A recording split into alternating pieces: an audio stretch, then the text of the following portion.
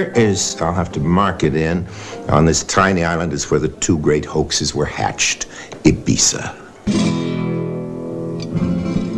One island. Two Ibizas. The serious, indeed the very sober part is part of Spain.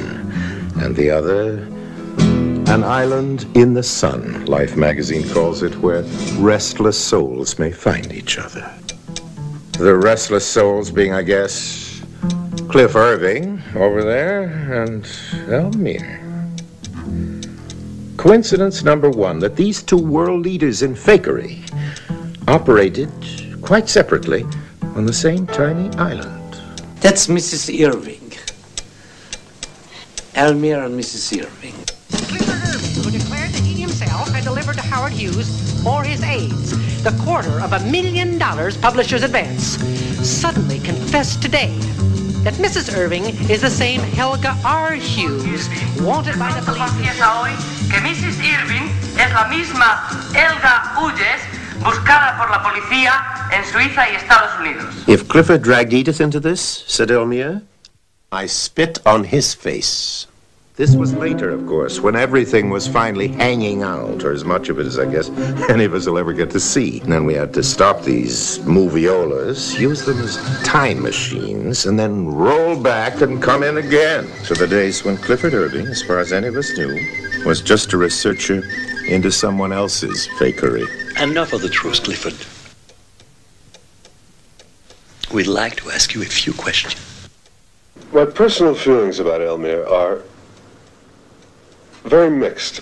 He has developed a fiction about his life, and to destroy that fiction would tear down the whole castle that he's built of his illusions. The illusion, for example, that he has not broken any law. As long as people enjoy it, it gives them pleasure, why shouldn't they have it? The illusion that the world has always taken advantage of him. Why they shouldn't have it? Why? If you were to put it to Elmire that he had taken advantage of the world, that he had cheated people, he'd be horrified. These two have made each other famous. They have much in common. One of them is talent. Well, let's start again.